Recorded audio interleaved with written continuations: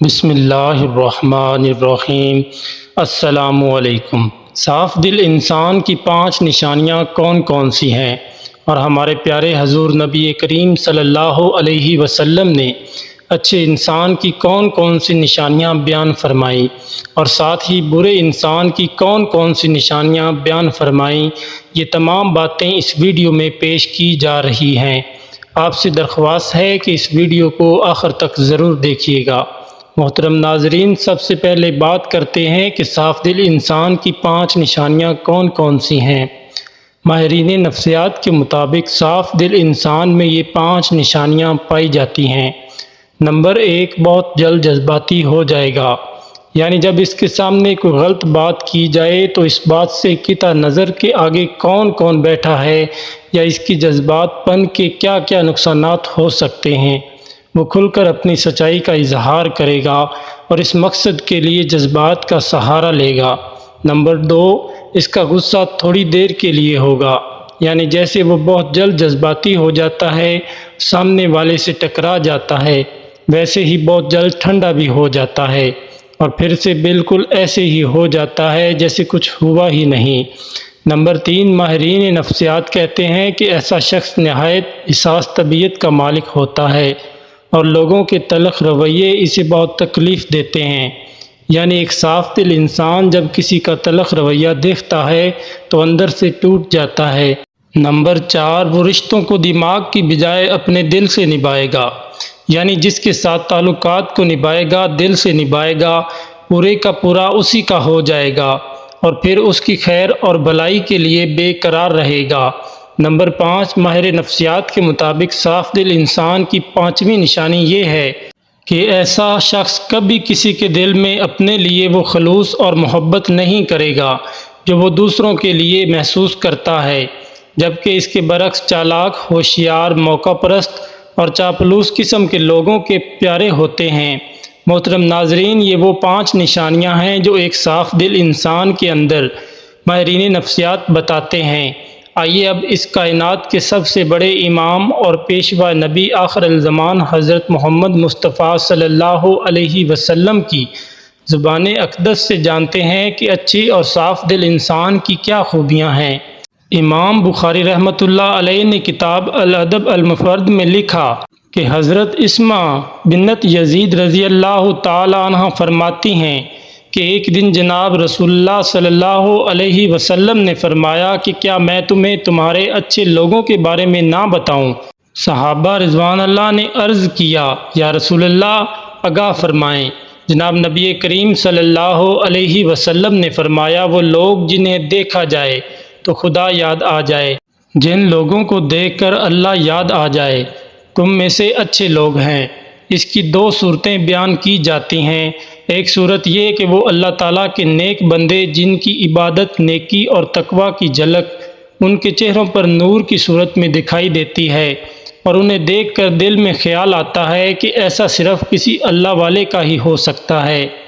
عام طور پر انسان کے اندر کی کیفیت کا اس کے چہرے سے اندازہ ہو جاتا ہے، اور چہرہ انسان کی باطنی حالت کا عکاس ہوتا ہے۔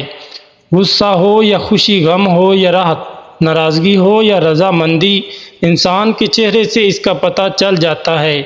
اسی طرح انسان کے نیک اعمال اور برے اعمال کے اثرات بھی چہرے سے ظاہر ہوتے ہیں۔ بخاری شریف کی ایک روایت کے مطابق ان حضرت صلی اللہ علیہ وسلم نے ایک خواب کا منظر بیان فرمایا کہ میں نے ایسے لوگوں کا ایک ہجوم دیکھا جن کے چہروں کی کیفیت یہ تھی کہ چہرے کا نصف حصہ خوبصورت اور بقیہ نصف حصہ بدصورت تھا۔ فرشتوں سے پوچھا کہ یہ کون سے لوگ ہیں؟ انہوں نے بتایا کہ یہ وہ لوگ ہیں جو اچھے اور برے اعمال خلط ملط کرتے ہیں، اچھے بھی انہوں نے کیے اور سیاہ میں بھی پیچھے نہیں رہے۔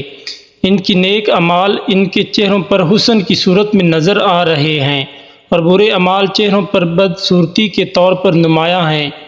اللہ تبارک و تعالیٰ کے نیک اور مخلص بندوں کے چہروں پر ان کے خلوص اور نیک اعمال کا نور ہوتا ہے، اور ان کے بارونق اور ان کے چہروں کو دیکھ کر خدا کی یاد تازہ ہو جاتی ہے۔ جبکہ دوسری صورت فرشتوں اس کا ایک معنی یہ بھی کیا جاتا ہے کہ وہ لوگ جن کے اعمال و حرکات، ان کا اٹھنا بیٹھنا، لین دین، عبادت و معمولات اور اخلاق و معاملات اللہ تبارک و تعالیٰ اور رسول خدا صلی اللہ علیہ وسلم کے احکام کے مطابق ہوتے ہیں، انہیں دیکھ کر ایک مسلمان کی عملی زندگی کا نقشہ سامنے آ جاتا ہے اور اللہ یاد آ جاتا ہے۔ جناب نبی کریم صلی اللہ علیہ وسلم نے فرمایا کہ تم میں سے اچھے لوگ وہ ہیں جنہیں دیکھ کر اللہ یاد آ جائے۔ محترم ناظرین، جہاں نبی کریم صلی اللہ علیہ وسلم نے اچھے لوگوں کی دو خصوصیات بیان فرمائیں، وہیں فرمایا کہ میں تمہیں برے لوگوں کی دو خصوصیات کے بارے میں نہ بتاؤں؟ صحابہ کرام نے عرض کیا، یا رسول اللہ ضرور بتائیں۔ آپ صلی اللہ علیہ وسلم نے 3 باتوں کا ذکر کیا۔ نمبر 1 یہ کہ چغلی کھانے والے، ایک دوسرے کی چغلی کرنے والے لوگ، جسے چغلی کہتے ہیں، ایک دوسرے کے خلاف ان کی باتیں پہنچانے والے، ایک ہی بات دوسرے کے آگے اور دوسرے کی تیسرے کے آگے اور تیسرے کے بعد چوتھے کے آگے، اس کا ہمارے ہاں عام طور پر رواج پایا جاتا ہے، اور ہم میں سے بہت سے لوگوں کی یہ عادت بن گئی ہے۔ لوگوں کو یہ بتاتے رہتے ہیں کہ فلاں تمہارے بارے میں یہ کہہ رہا تھا اور فلاں جگہ تمہارے بارے میں یہ باتیں ہو رہی تھی۔ بلا ضرورت ایسی بات کرنا گناہ کبیرہ شمار کیا جاتا ہے۔ ہمارے ہاں ان کو گناہ نہیں سمجھا جاتا۔ یہ باتیں اکثر جھگڑوں کا باعث بن جاتی ہیں۔ ہمارے معاشرے میں ہونے والے واقعات اور جھگڑوں کی وجوہات تلاش کی جائے تو اکثر تنازعات کے پس منظر گھر میں کوئی نہ کوئی کار فرمائی ہوتی ہے، چنانچہ یہ بہت برا عمل ہے اور اسے نبی کریم صلی اللہ علیہ وسلم نے برے لوگوں کی علامت قرار دیا ہے۔ دوسری بات فرمائی کہ دوستوں کے درمیان فساد ڈالنے والے برے لوگوں میں شمار ہوتے ہیں۔ یہ بھی ایک معاشرتی بیماری ہے کہ چند دوست اکٹھے محبت و اتحاد کے ساتھ رہ رہے ہیں، اگر کوئی آدمی ان کے درمیان غلط فہمیاں ڈال کر ان کی دوستی کو دشمنی میں بدل دیتا ہے تو وہ بہت بری حرکت کا مرتکب ہوتا ہے۔ اسی طرح ایک خاندان محبت و اعتماد کے ساتھ زندگی بسر کر رہا ہے اور کوئی شخص چغلی کر کے ان کے محبت و اعتماد کی فضا خاندانوں میں ہے تو وہ شخص اچھا کام نہیں کر رہا۔ محبت کی فضا خاندانوں میں ہو، دوستوں میں ہو، مشترکہ کام کرنے والوں میں ہو، اس میں فساد ڈالنے والوں کو جناب رسول اللہ صلی اللہ علیہ وسلم نے ایسے انسان کو برے لوگوں میں شمار کیا ہے۔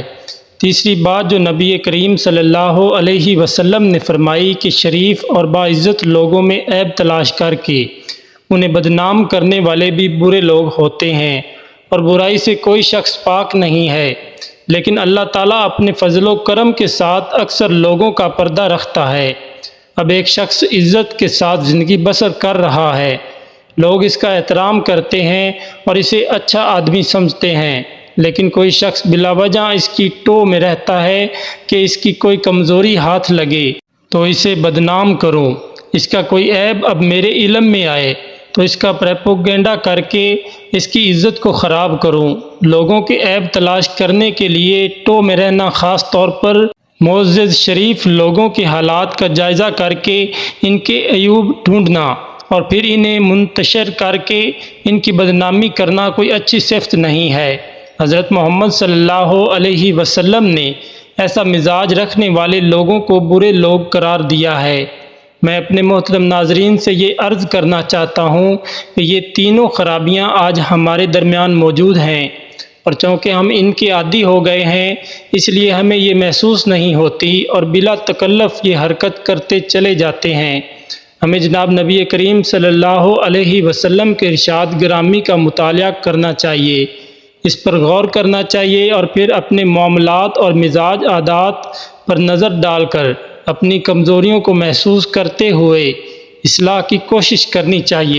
اللہ سے دعا ہے کہ ہمیں ان بڑی بڑی معاشرتی برائیوں سے محفوظ و مامون فرمائے اور ہمیں ان لوگوں کے راستے پر چلنے کی توفیق عطا فرمائے جن کو نبی کریم صلی اللہ علیہ وسلم نے اچھے لوگ قرار دیا ہے۔